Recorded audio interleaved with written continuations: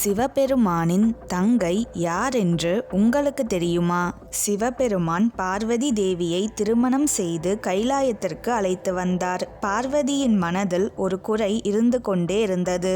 இதை உணர்ந்த சிவபெருமான், உனக்கு என்ன வேண்டும் என்று கேட்க, பார்வதி தேவி என் தனிமையை போக்கிக் கொள்ள, மன உணர்வை சொல்ல துணையாக இருக்க ஒரு சகோதரி வேண்டும் என்று கூறினார். அதற்கு சிவன், சரஸ்வதி தேவியை நான் என் சகோதரியாக கருதுகிறேன்.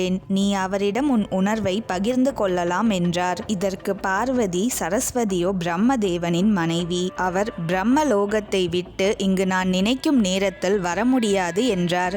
உடனே சிவன், நான் உனக்காக சகோதரியை போன்ற ஒரு பெண்ணை உருவாக்குகிறேன் என்றார். தன்னை மனதில் நிறுத்தி தன்னை போன்றே ஒரு பெண்ணை சிவன் உருவாக்கினார். அப்பெண்ணே சிவபெருமானின் சகோதரியாக அசாவரி என்ற பெயரில் சிவபுராணத்தில் குறிப்பிடப்பட்டுள்ளார்.